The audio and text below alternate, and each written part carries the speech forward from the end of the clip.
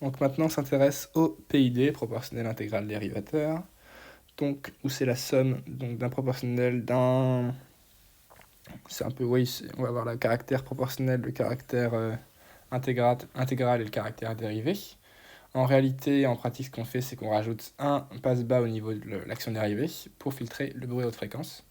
Et donc l'avantage de ce correcteur, c'est qu'on va avoir l'erreur statique nulle du fait du PI, et aussi l'effet stabilisant du proportionnel dérivé.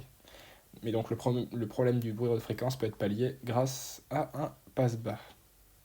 Donc pour son réglage, c'est à peu près pareil, on tangente notre contour avec un réglage d'un proportionnel classique, sauf que cette fois-ci, on ne va pas venir récupérer la pulsation de résonance, on va venir récupérer une pulsation oméga n qui est celle pour laquelle notre courbe coupe moins 100 degrés.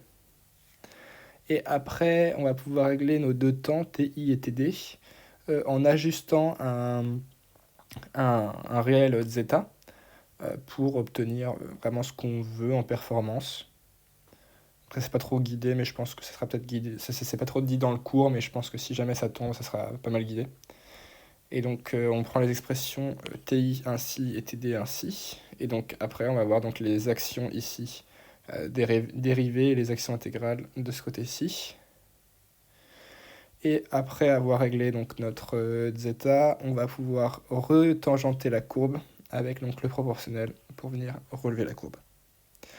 Donc maintenant, si on s'intéresse à celui-ci pour une action en asservissement, utilisation en asservissement, on va modifier en fait, on va pas appliquer l'action dérivée à R, donc on va dissocier.